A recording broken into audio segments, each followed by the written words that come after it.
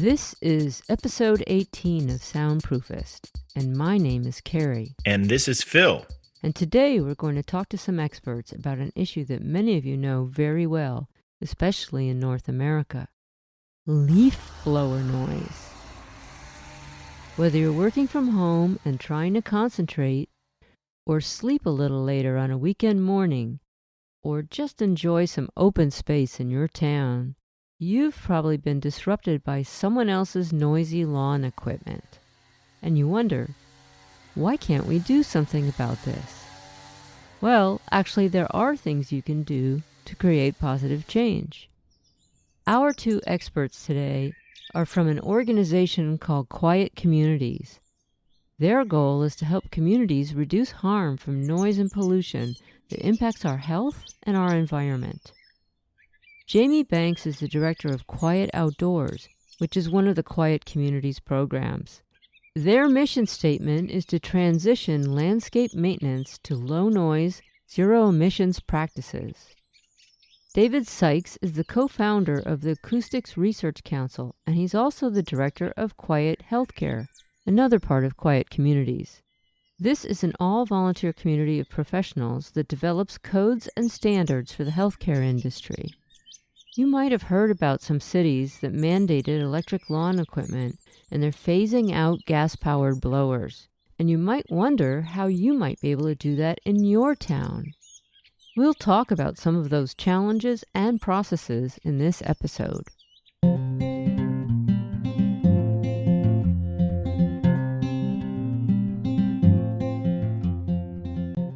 So I worked in healthcare for many, many years as a health economist and what's called outcomes researcher, but all healthcare related, doing quality of life and cost effectiveness studies and things like that. And also very involved with behavior change and policy in medicine, and switched to environment in 2007. I had a company, an environmental behavior change company that was sold. And then in around 2012, I think, formed with another resident in Lincoln, a group called Quiet Lincoln.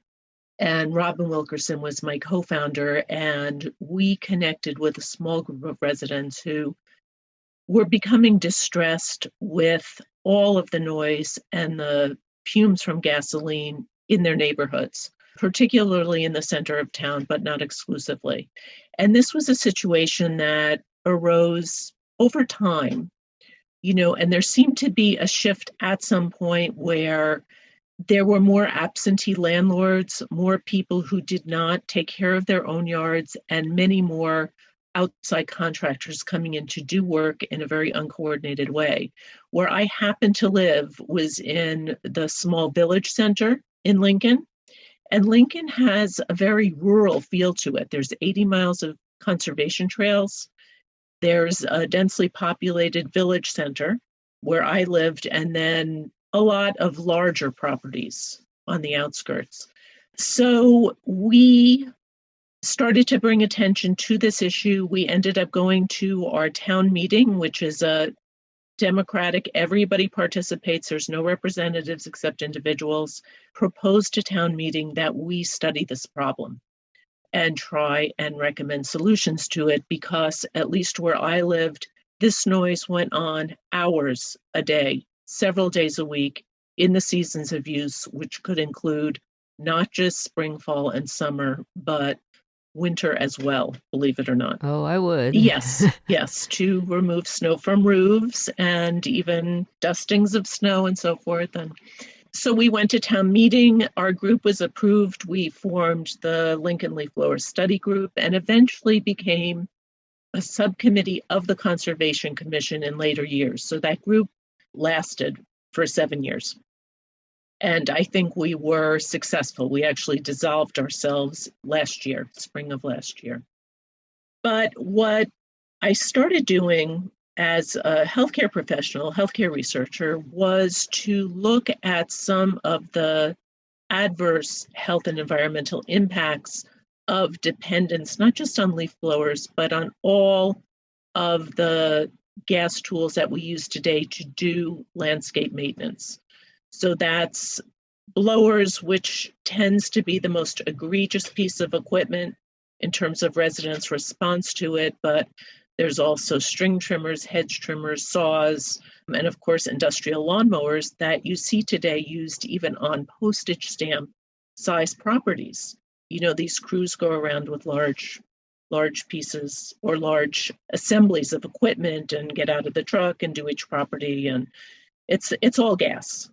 So gas equipment today really does all tasks or nearly all tasks that were once done manually. And these hand tools, handheld tools as they're called, are mainly two-stroke engines, which are very polluting, very noisy. And of course, the lawnmowers are cleaner, but they are also very, very noisy. Yes, they are. When I started to investigate this, I came across all of the community efforts that were going on, really starting in California in as far back as the late 1980s, and complaints about blowers mainly. And in looking at it, I realized that all the so-called facts and things that were being brought to bear in support of proposed legislation, I couldn't tie them to any primary source. They were kind of all over the map. And I thought it would be really useful to form an organization that had evidence-based facts and resources that could be shared with different communities to help to present the problem and its adverse impacts, as well as find solutions. So one of the people that I visited with were the Kendalls, who lived out in Orinda, California. And the Kendalls were the subject of an article in the New Yorker called Blowback in 2010. And they had tried very hard to convince their community to get rid of this equipment because it was totally disrupting their life, some of their neighbors' lives, to the point where some of the older people in the community would be tearful, coming and saying, we have to do something about this. They're kind of in a valley, as you probably well know, with hills around, and that sound just can be heard for miles and miles. So I visited Peter and Susan a couple of times, and on the second visit, I said, I want to tell you about this idea I have for a national nonprofit organization, and which would provide these kinds of resources. And he left the room and came back and he handed me a check and he said, go incorporate it. And that's how Quiet Communities got started. So very early on, a couple of things happened that have really shaped the evolution of Quiet Communities over time. One was that I was recommended to contact somebody named Dan Mabe, who was working in electric land care at the time and trying to transition cities like South Pasadena, California, universities, shopping centers, and so forth. And I met Dan down at UCLA, where he was showing crews at that time technology, battery electric technology. And those crews were responding very favorably to what he was showing. It had started out with some resistance, but you could see them soften as they tried the equipment and so forth. Anyway, Dan and I started to collaborate in 2013. Dan formed a group called the American Green Zone Alliance, which exists to this day, and we have maintained this collaboration all along. The second thing that happened was that Quiet Communities started to attract attention from mainly professionals concerned with other types of noise. So Dan Fink, it was restaurant noise, indoor noise, but also noise in general. And then it just seemed to snowball. People talking to each other. Dan wanted to start a group called the Quiet Coalition that eventually came under the umbrella of Quiet Communities and involved medical, legal, and other professionals who were concerned about environmental noise in general and the various sources, raising awareness, educating people, and so forth. So the Quiet Coalition, we joined forces, and today we really are focused on a lot of different types of noise, especially, the problem of environmental noise exists largely because of the absence of effective federal legislation today, the burgeoning of noise, and the inability of localities, states, and so forth to address this effectively. As far as I know, there is no national legislation at all, really, other than something from the 1970s. Right. Yeah, there are two national acts, and they're quite powerful, but Reagan, when he became president, stripped the funding from them. So they're active on the books, but not enforced. And that, that legislation was not just regulating. It was education, it's research, it's product labeling, all kinds of things that would have built on the base of knowledge that we had in the 1970s of noise as a public health problem. But it just all got stalled. And here we are today, the problem's worse than ever, and we need to regroup, put this back on the radar screen, and find ways to effectively address it. So one of the things that, we're focused on the problem, but we're really very driven by finding solutions as well. So today, it's the Quiet Coalition. It's what we're calling Quiet Outdoors, which is our land care, construction, agricultural program, kind of outdoor power equipment. And then David directs a program called Quiet Healthcare that's involved with the acoustic environment, building codes to make a quieter acoustic environment in healthcare facilities. And then we have a new program, which we're hoping to get off the ground, called Quiet Conversation. And that's really about how do you bring the tools of governance and other solutions to bear on a problem that's not being effectively addressed because of these factors that we've just discussed. I mentioned Jim and Deb Fellows in Washington, D.C. I think that's the biggest city solution we've worked on, kind of refer to what we did there with them as a full court press.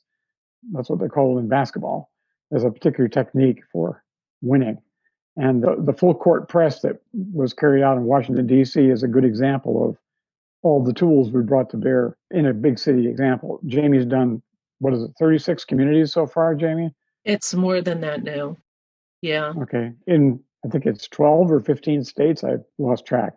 Do you have any data on any notable, measurable difference, for example, in Washington, D.C., which is, I would imagine most of the time, it's a dense city, before and after I think there were legislative changes in Washington, D.C., correct? But then followed by months of pandemic, probably. So perhaps that isn't the best measure because there was a lockdown period where everything got quieter, although where I live, it did not stop the leaf blower. Very little does.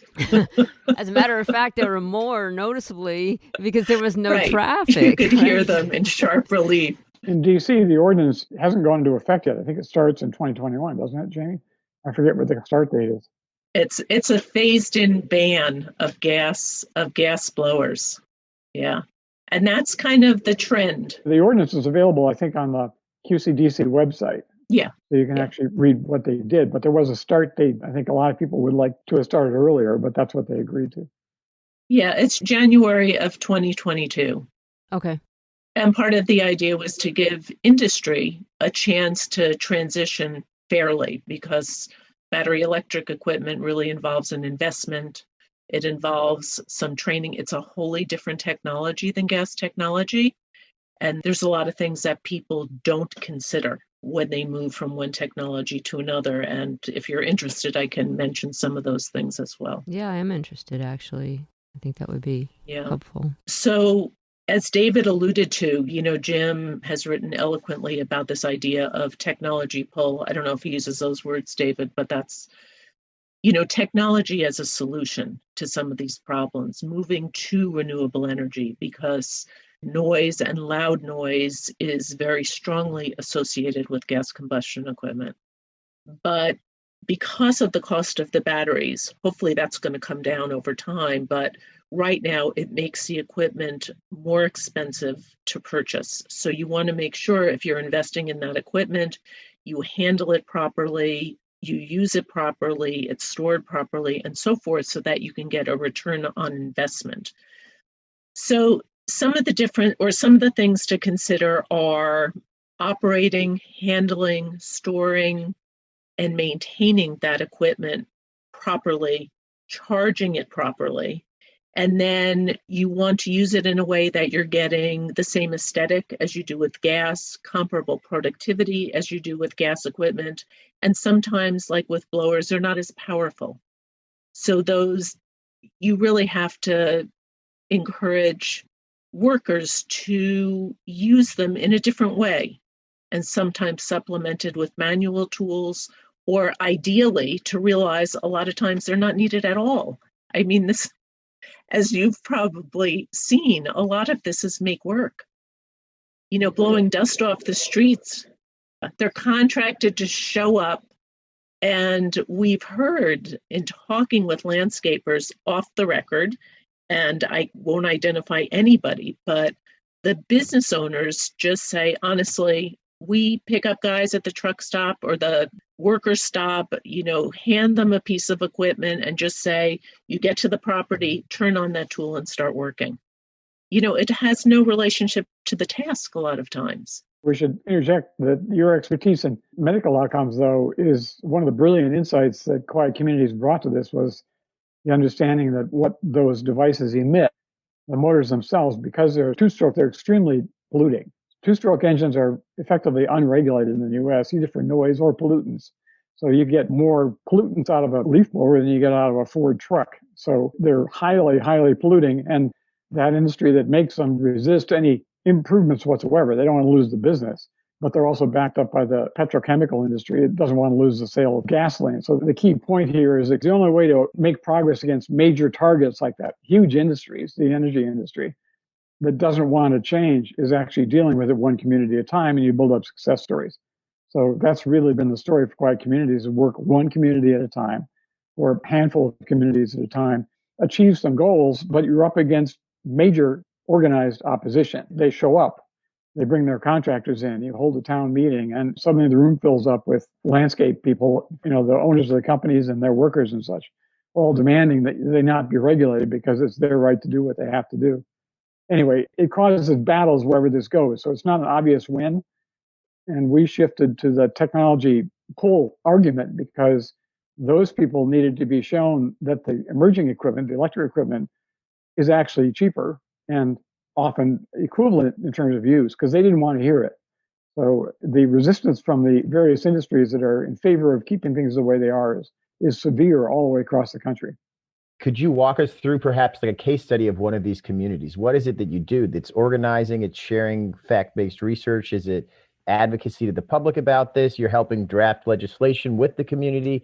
Can you walk us through what a typical process would be? Or is there no typical process? Is every community different? Yeah, I'll give a couple of examples. The first thing is that, just to understand, is that we do have a behavior change model.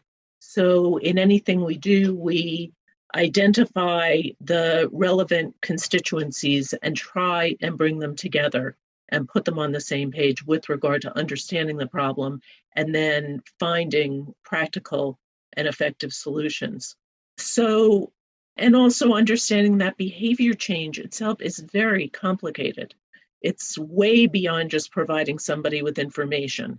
You know, if you get people to open their minds and be receptive to change, you want to make sure also that that change is sustained. So there's a lot to that. What we did for Washington, D.C. is we first went down there at their request and we gave a presentation to their community group, followed up by a more public presentation that involved their city councilor. And they were very focused on trying to get a regulation in place that would give relief to residents of the city.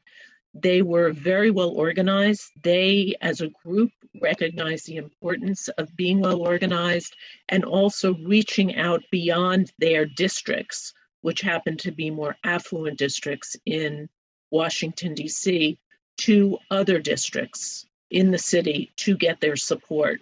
So all that was happening at the QCDC level, the citizens group level, Quiet Clean DC. So we provided education, we provided resources, and then one of the more interesting things that we did for them that was really critical in their success in getting legislation enacted was to demonstrate that sound from battery electric blowers was not the same as from gas blowers. Because one of the defenses of the gas industry is that, oh, well, quieter gas blowers are available. You just have to use those. Well, there's different problems. One problem is that, well, they're not as powerful. So workers don't want to use those less powerful machines. And yes, they exist, but the experiment that we did, and we knew something about this because we had done a pilot project with a researcher from Harvard School of Public Health, who you might know, Erica Walker. That pilot study showed that with gas blowers and vacuums and so forth, that there's a very strong low frequency component to that sound as a shallow sine wave form and a vibrational component to it that enables that sound to travel over long distances and through walls and windows like any bass sound does, whether it's a boombox or music from a concert venue, strong bass music. And so we knew that there was that component to it and that sound could travel at loud levels over long distances. What we did with Washington, D.C. is raised funds with them and then organized a study where we did a head-to-head comparison of leading brands of commercial backpack gas blowers to leading brands of commercial backpack electric blowers. So we compared them head to head. We brought in acoustic engineers from a leading design and engineering firm called ARA, international firm. 2 of their acoustic engineers became involved with this. And we, together with them, designed the study. That was Chris Pollock. And Carrie, you've already cited Chris Pollock. Okay. Yeah. So Chris Pollock was the person we hired. So we did the study and we measured sound. It was a very well-controlled study. We measured sound at different distances and found, again, the gas equipment had a very strong low frequency component that carried loud, harmful noise over 55 decibels as defined by WHO, up to 400 to 800 feet out. In comparison, the electric equipment has a more high to moderate frequency spectrum, and that sound has more of this type of shape, kind of like the stock market, and dissipates over a much shorter distance and does not penetrate walls and windows easily. And then the most interesting finding was we compared the distance over which harmful sound was carried by a gas and an electric blower, each with the same manufacturer noise rating of 65 decibels at 50 feet. That's an ANSI rating.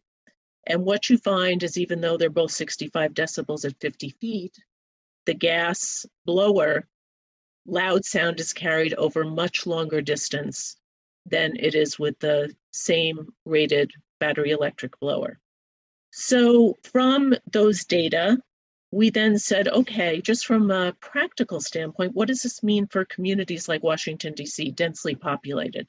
If you drew a radius of a neighborhood with a radius of 400 feet, and populated that with a bunch of houses, let's say with quarter-acre zoning, this is in Jim's report, what you see is that the number of homes affected by harmful levels of sound is much higher with the gas equipment. I mean, you can imagine you're squaring the radius, and getting the area of that circle. So we had a nice diagram that's showing the difference in sound, and this was a very pivotal piece of the testimony that was presented to the Washington, D.C. City Council in order to get a phased-in ban of gas blowers, but still allow electric blowers in the city. That's a really interesting point, and specifically about the measuring the roll-off of the sound or the decibel level of those instruments at 50 feet, 65 decibels, but it's not a guarantee that they have the same drop-off in volume the further you go from there. And these kind of simplistic one metric regulations or measurements for products in general, we've seen this before in materials for building with guests we've interviewed. We've seen the same thing in ocean acoustics conservation, that simplistic metrics, maybe they say, this is the aggregate decibel rating, sound pressure level that a sound could have, but it doesn't take into account the different kind of frequency content that could be impacting. So, in general, these are complex issues, and these simplistic, like one number, slap a sticker on it solutions are not, they're inadequate, correct? Absolutely. And, one of the points we made is that the standard metric is A-weighted decibels, which underweights that low frequency component. So you lose information when you just use that. You really don't understand the community impact of the sound because it is that much more complex, Phil. And I think, David, National Academy of Engineering report in 2010 brings out this issue too for equipment like construction equipment and the inadequacy of that metric to really understand the impact of that type of sound. I should add to this, by the way, that historically, over the last roughly 100 years, there's been a deliberate effort on the part of the engineering community to establish one metric for measuring noise, and that's the decibel rating, even though they themselves understand that, a decibel rating doesn't tell you much.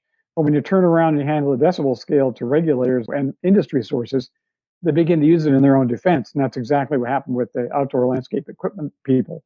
They basically said, okay, 65 decibels is the same, when in fact they know it isn't the same. But you have to use other metrics. And there are other metrics available. It's not that decibels is the only way to measure noise. But in the simplistic kind of arguments, it's kind of like telling somebody that their temperature is the only thing that matters about their health. You're 98.6 and therefore you're healthy, go away. It doesn't tell you everything you need to know. There are other metrics available. They've mostly developed in Europe, by the way, not here in the US. And there's still strong resistance to bringing those other metrics to bear on the problem. However, one of the successes here is that in the passage of the FAA Reauthorization Act, which happened in 2018, they actually included a clause that was there at the insistence of a national caucus of 50 congresspeople. They included a clause that basically said the FAA is required to start looking at all so-called alternative metrics. Those metrics exist. The FAA National Transportation System Research Center, which is based here at MIT, has been handed an order to begin working on this.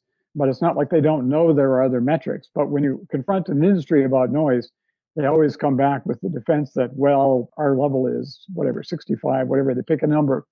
And they use that in their defense. And they did that in Washington, too. They stood up and in their own defense, the industry representatives, they said, well, 65, we can do that with our equipment. And, they didn't themselves recognize there was a difference. They refused to recognize that there was a difference. That was the brilliance of that study. And we thank Arup for bringing it in. And Chris Pollack was the person who led that study. And we brought Arup in precisely because we knew we needed the stature of a national engineering firm to conduct the study when it came to actually presenting it. And that's why we wanted Chris Pollack to present it in Washington as opposed to Jamie presenting it. So, regulation can be helpful in giving a push to industry, both the manufacturer and service industry, but we're really in favor of the carrot and stick approach and with strong emphasis on the carrot. And that's really the technology pull. And so with the American Green Zone Alliance, the acronym is AGZA, we have been pursuing programs that are really lead by example programs.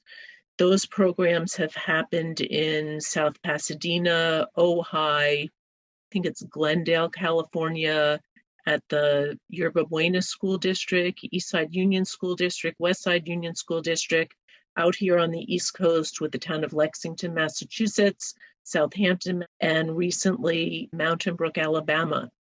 And what we do there is we help the municipal operations in those cities and entities transition away from fossil fuels.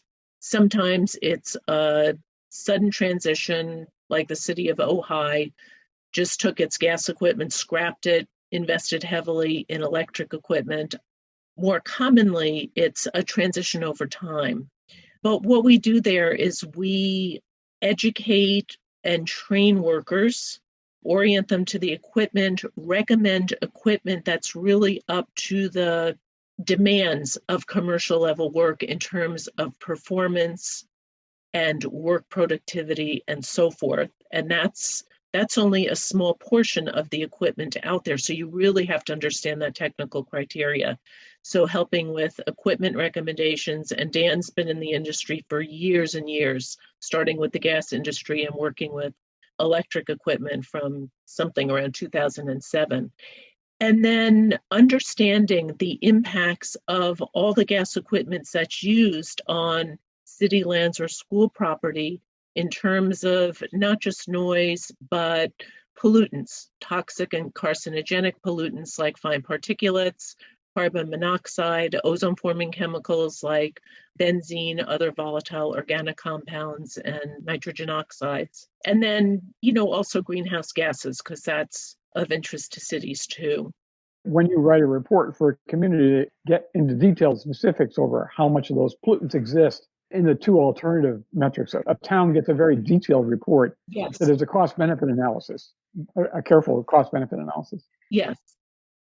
We quantify all those impacts, and it provides a baseline against which progress can be measured as the transition to electric equipment happens. And there's other things that Dan originally brought to my attention that are things like fuel spillage. How much fuel is spilled when you refuel mowers and then all this small handheld equipment?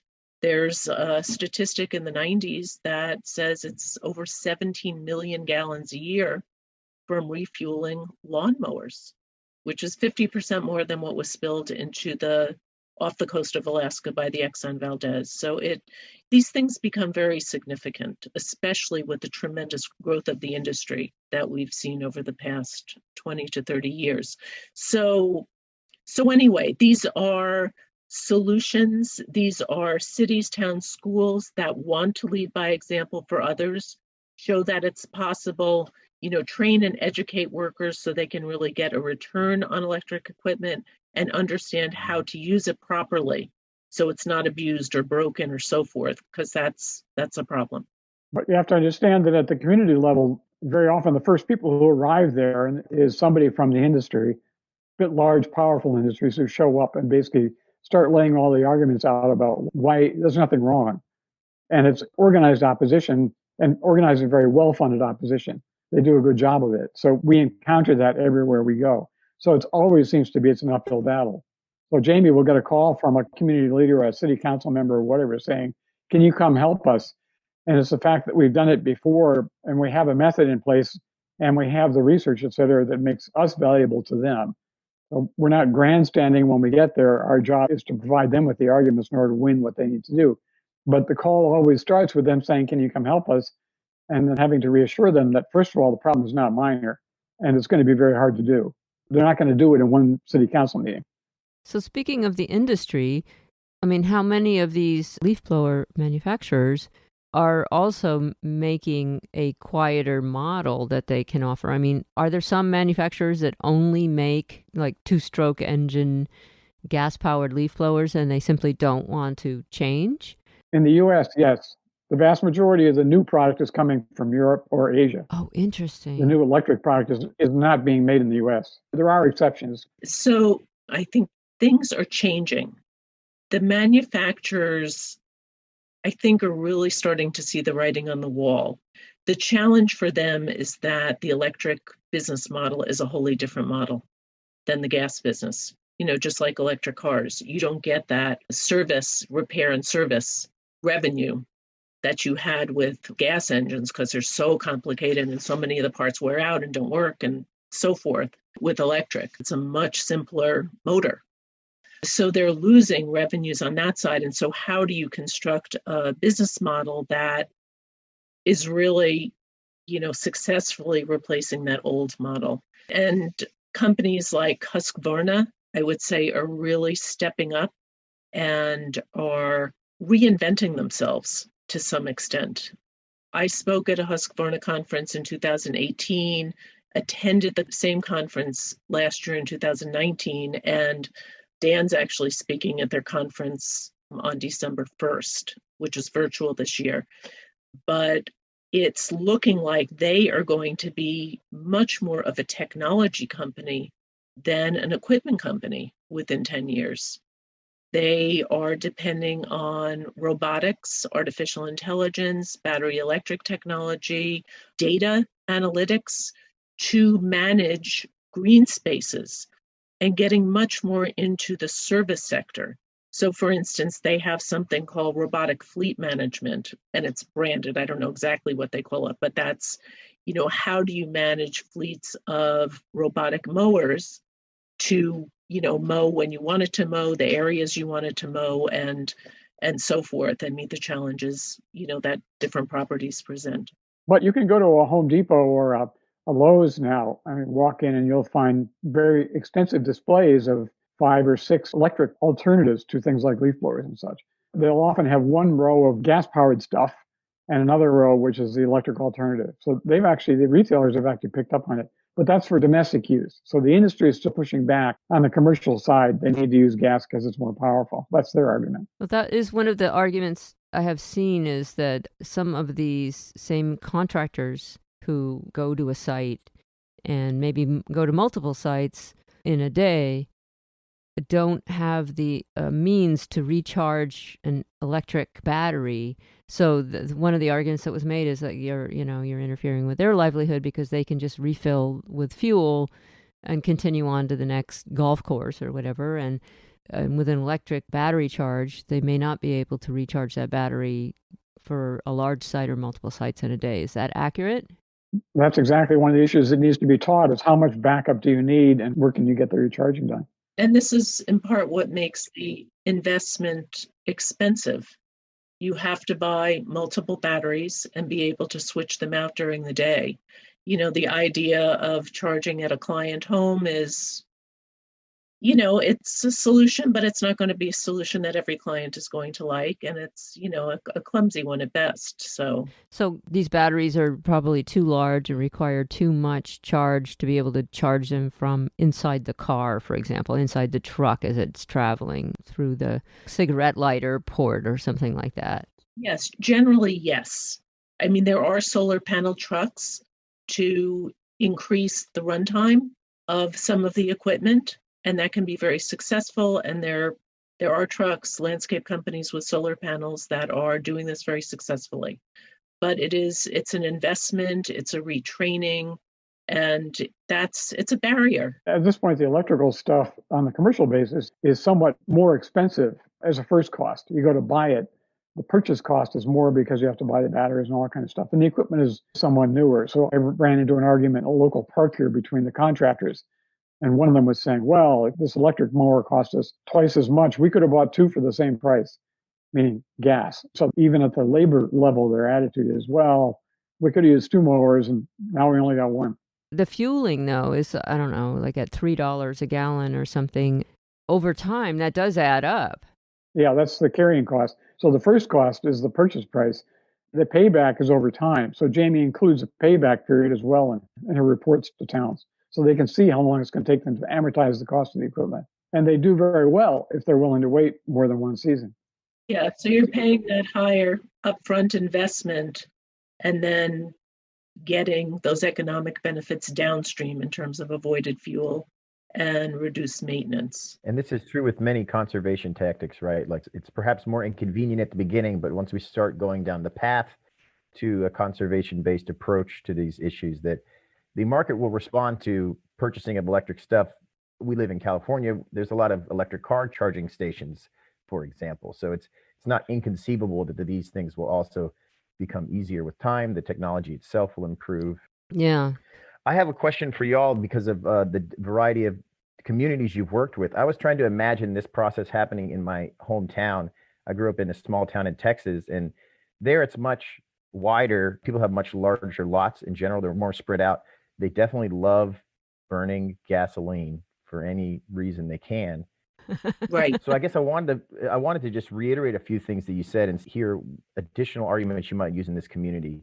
First of all, we were talking about 2-stroke motors in these gas-powered leaf blowers versus the electric ones. And maybe for listeners that don't know, that's kind of like comparing a little small dirt bike pocket rocket motorcycle to an electric scooter, as in terms of the kind of noise it would make. And Also, if you do live in these larger communities where maybe you're not so disturbed by your neighbor's noise, even if you can't hear it, the pollution is still there. And the reason why it could be such a problem is that, or is that the lawn is the most irrigated crop in the United States, right? We spend more water on our lawns than anything else. So there's a lot of this happening. So even if you're not aware of it personally, this is still an issue worth paying attention to. One thing that seems to be powerful is conducting workshops and educational events so that people can learn about this. Because you just dismiss it. They're all around. People are very unaware of the health and environmental effects that this equipment has, and how much of it is around us. And so framing the issue as a public health problem and an environmental problem has been very powerful for communities. And, with that knowledge, it's almost like the conversation can start to happen over, okay, we get it. Now, what do we do? So that's, and we've had people articulate that to us. I just saying things like, I really had no idea how polluting they were, what the effects of those pollutants are on my health, how loud they are, how that can damage hearing and cause other health problems and so forth. And what about the particulates? Okay, so fine particulates are one of the pollutants that is a byproduct of internal gas combustion. And it's these inefficient two-stroke engines that produce the vast majority of fine particulate pollution of all lawn and garden equipment. I don't know if you've seen it. We did a study with the help of EPA back in 2015 looking at the national burden of emissions from lawn and garden equipment. I'm happy to share that with you if you haven't seen it, but it's pretty dramatic, to say the least. That, the real play here is air toxics. It's not greenhouse gases. That carbon that it takes in is, it's conserved, and most of it becomes toxic pollutants, not carbon dioxide. Yeah, so fine particulates, it's abbreviated PM 2.5, which means it's at or less 2.5 microns in diameter, less than a human hair. It's stuff that you can't see, and that goes down to the level of the molecule, really. And so that, and the rule of thumb is that the smaller those particles are, the more dangerous they become, because they can go deep. They can't be coughed or sneezed out like coarser material. They go deep into the lung, they can be absorbed into the bloodstream and cause things like cancer and heart disease and stroke and things like that. And this is all very, very well documented. There's an enormous literature and consensus as to the dangers of fine particulate pollution. And in the time of COVID, the Harvard School of Public Health put out a report that people who live in areas with higher levels of fine particulate pollution are more apt to have complications of COVID and death from COVID. Now, and what they say is that, one, I think, microgram per meter cubed concentration can make a difference of, I think, 8% higher risk. So these are all statistics, but what you find with these two-stroke engines, the big commercial gas pack blowers can produce more than 30 million micrograms of fine particulates an hour. Wow. So it's hard to compare large atmospheric concentration to the effect of this highly concentrated pollution, but I think it's fair to say that it's concerning. It's right in proximity to workers, to bystanders. It does not leave easily. It can stay in the air for long periods of time.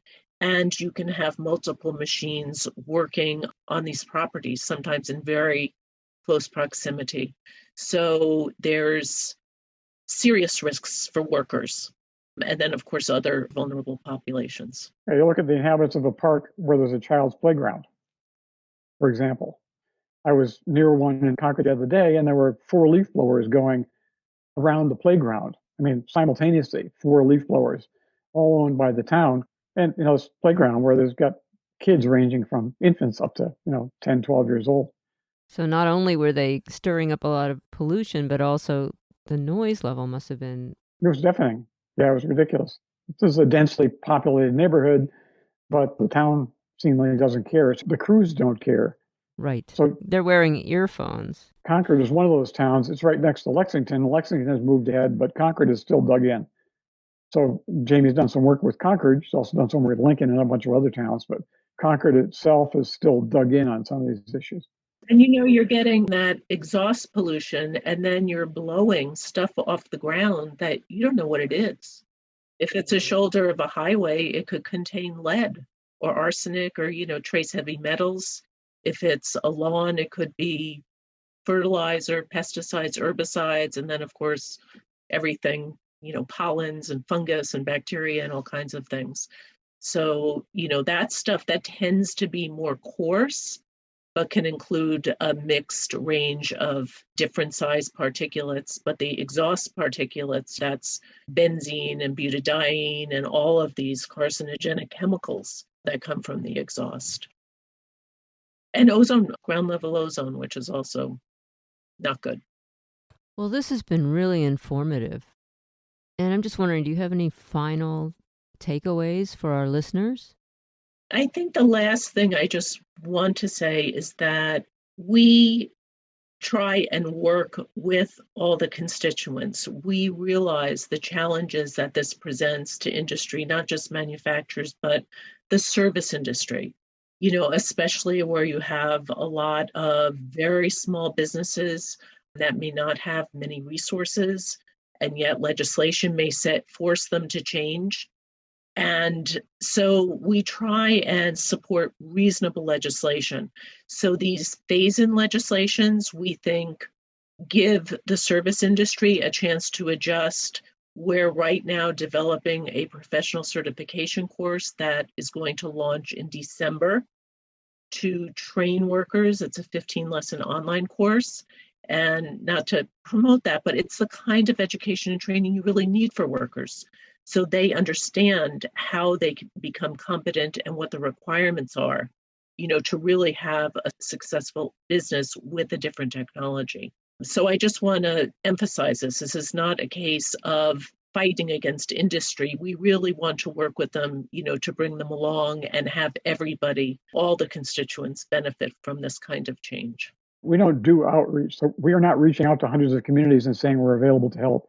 It always comes from a community, and generally from some person like the Kendalls, who have played a role in this and realized the issue is tough and they need some help.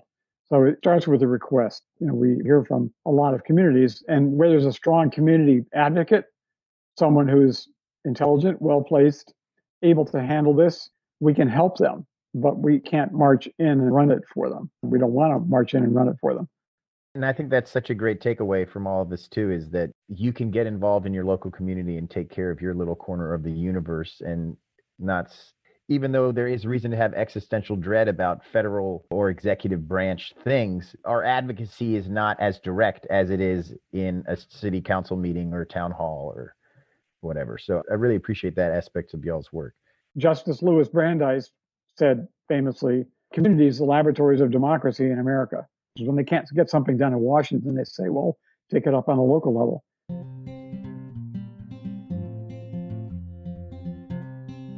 I'd really like to thank Jamie Banks and David Sykes of Quiet Communities, and I hope this episode inspired you if your community is struggling with noise issues. There's a lot of resources and research out there already that you can leverage to create positive change where you live. We've got links to some of them on the Soundproofist website. And, of course, you can learn more at quietcommunities.org. Thanks for listening, and see you next time.